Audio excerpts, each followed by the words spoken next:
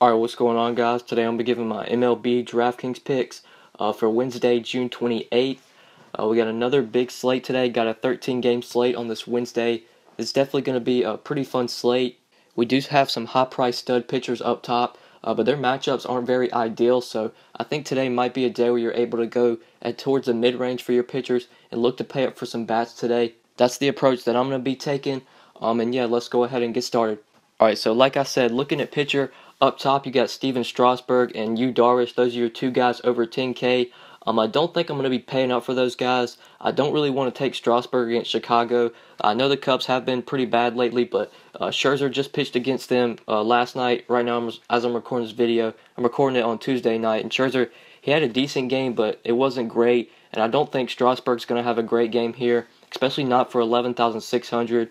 And same thing with Yu Darvish. I don't really want to play Darvish against Cleveland, so I'm going to be looking at the mid-range for my two pitchers. And the first guy that I really like today, Zack Godley at 8,800, getting a matchup against the Cardinals. Now, I don't like this ballpark at all for Godley. Pitching at home in Chase Field, that is a very hitter-friendly park. But if you look at Godley's splits this year, he's actually pitched pretty well at home. Through 4 games at home this year, he has averaged 21 DraftKings points, and through 5 games on the road, he has only averaged 18, so he's actually pitched better at home, which is pretty surprising. And Godley is a really good pitcher. He has really good strikeout stuff. If you look at his strikeout totals this year, he's very consistent with the K's. Put up 6, 6, 7, had a down game against the Padres, but then 6, 6, 4, 8, 8. So Godley is very consistent with the strikeouts. And if you look at the splits versus righties, this Cardinals team, they're about an average team in pretty much every offensive category and in strikeout rate. They're about average in strikeout rate. They rank 18th in K rate, striking out 21.2% of the time. And then looking at their offensive categories, like I said, they're about an average team.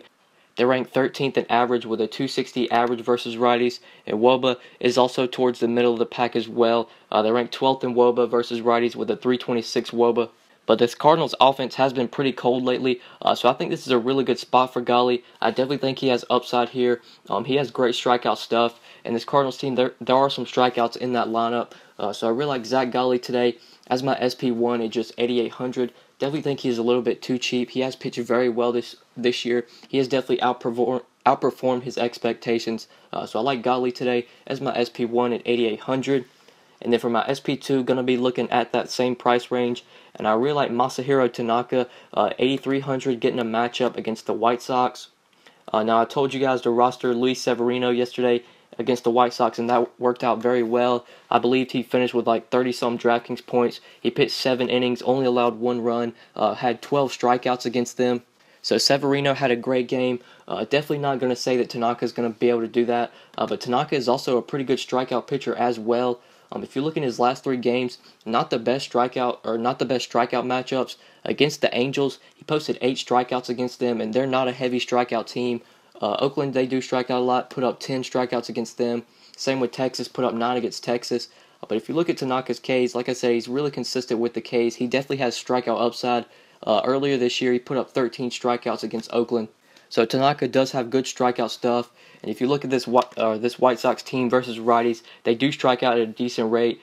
They rank 10th in strikeout rate, striking out 22.7% of the time. If you look at average and WOBA, they're definitely not a good team versus righties. They hit lefties a lot better than they do righties. They rank 22nd average versus righties with a 247 average. And WOBA also ranks towards the bottom of the league as well. They rank 27th in WOBA with a 300 WOBA versus righties. So this team strikes out at a decent rate. They don't hit righties well at all. So I really like this spot for Tanaka. And if you look at his splits, he actually has faced this team already this year. Finished with 25 DraftKings points when he went against them earlier. Pitched 7 innings, allowed 6 hits, allowed 1 run, got 6 strikeouts. Like I said, finished with 25 DraftKings points. And if he gets 25 for me today at 8,300, I will definitely take that. That's near 3 times value. So I really like Masahiro Tanaka today as my SP2 for just 8,300. When you plug in Godley and Tanaka as your 2 pitchers, that leaves you over 4,100 remaining per player. So we have some good salary to work with. Definitely can pay up for some bats today. So the first bat that I like, actually going to be a value play, and that's at first base. And I really like Miguel Cabrera today. Just 3,500, getting a matchup against Ian Kennedy. I definitely think that Miggy is way too cheap. Miggy's just too good of a hitter to be 3,500. I know he's been in a little bit of a slump lately, but he is still one of the best hitters in the league. And this is a really good matchup against Kennedy. And if you look at Kennedy's splits versus righties, he will give up home runs and he does allow some hard contact. Versus righties this year, he's posted a 1.85 home run per 9, which is up there. He definitely gives up the home runs to righties. And if you look at the batted ball data, giving up the hard contact as well, a 35.5% hard contact rate to righties. And Miggy also has some BVP in his favor. He's faced Kennedy 14 times, and in those 14 at-bats, Miggy has had 5 hits.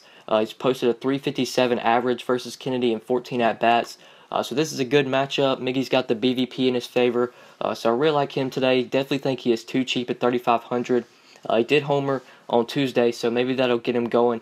That'll get him starting to heat up. So I really like Miguel Cabrera today for first base value at just 3,500. For my second play, going to be going to third base. A mid-range guy that I like here, and that's Travis Shaw at just 4,500, getting a matchup against this Castillo guy. I don't know much about this Castillo guy, but I did pull up his Fangraphs page. And he's only pitched 2 innings in the majors this year, and in those 2 innings, he's been getting absolutely crushed. He's given up a 4.11 WOBA to lefties and a 5.12 WOBA to righties in those 2 innings that he pitched. And the home runs, he's also given up a ton of home runs. In those 2 innings, he posted a 3.38 home run per 9 versus lefties and a 3.86 home run per 9 versus righties. And then the hard contact, he's getting hit very hard by lefties and righties as well, giving up a 33.3% hard contact rate to lefties and a 50% hard contact rate to righties. So this Brewer, I really like the Brewers today as a stack. This Castillo guy, he just hasn't been good this year. I know it's a small sample size, but when you're giving up 50% hard contact rate and over a 3 home run per 9, I definitely consider some of these Brewers bats today. Really like Travis Shaw. Definitely think you can consider Thames, the power guys that could definitely take Castillo deep. They're going to be playing at Cincinnati in the Great American Ballpark, which is a very hitter-friendly park. So I really like Travis Shaw today at just 4,400 or 4,500. Definitely think he is too cheap. He's just been hitting the ball so well this year with the Brewers. He didn't get much playing time last year with the Red Sox, but the Brewers are really using him to his full potential. He's already had 15 home runs this year, just been hitting the ball very well. So I really like Travis Shaw today for at the mid-range at third base for 4,500. And then for my final play, going to be going to the outfield, a value play that I like, and that's Jose Bautista at 3,900, getting a matchup against Wade Miley. I really like Joey Bats today. Looking at the matchup and the price tag, I definitely think Bautista is too cheap. If you look into the matchup, Wade Miley does get hit pretty hard versus righties, and he will give up home runs. So far this year versus righties, he's given up a 1.26 home run per 9, so he will give up home runs, and the hard hit rate is also there as well. So far this year versus righties, giving up a 33.5% hard contact rate. So Miley gets hit very hard versus righties, and he will give up home runs. Bautista is going to be playing at home today in Toronto, which is a very hitter-friendly park. I'm going to be going back to the well on some of these Blue Jay bats. They really burned me Tuesday night. I had some really good pitchers. Severino really came through. And right now, as I'm recording this video, Paxton is pitching right now. But my bats really let me down on Tuesday night. Definitely could have had a really good night if some of these Blue Jay bats came through for me. But I'm going to be going back to the well. Definitely think they're in another good spot today. So I like getting some exposure to this Blue Jays offense with Jose Bautista at just 3,900. So yeah, guys, these are my 5 plays for tonight.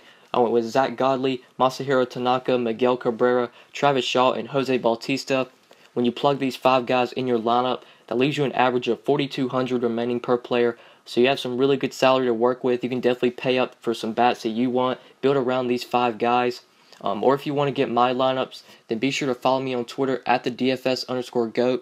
My lineups are $5 a day, or you can get a week of lineups for $25. So message me on Twitter if you are interested in that. And if you just have any questions about the slate or just want to ask me something, you can also contact me on Twitter as well. I am pretty active on Twitter, so just hit me up there if you have any questions. But yeah, guys, that's pretty much it. Thank you so much for watching. Please be sure to like the video and subscribe if you enjoyed. If this is your first time on my channel, please be sure to subscribe. I would really appreciate it. I do upload these videos pretty much every day, so I would really appreciate it if you would subscribe. And if you never want to miss out on any videos, if you scroll down to where the subscribe button is, there is a bell icon. If you click that little bell icon, That'll notify you every time I upload, so be sure to do that as well if you never want to miss out on any videos. And yeah, that's pretty much it, guys. Thank you so much for watching, and we'll see you in the next video. Good luck tonight, guys. I know you're tired of inconsistency. Are you into me? Are you feeling me? To be honest, dog, I'm into you. In the way that you talk, it's so damn cool. With your love, I'm on a different high.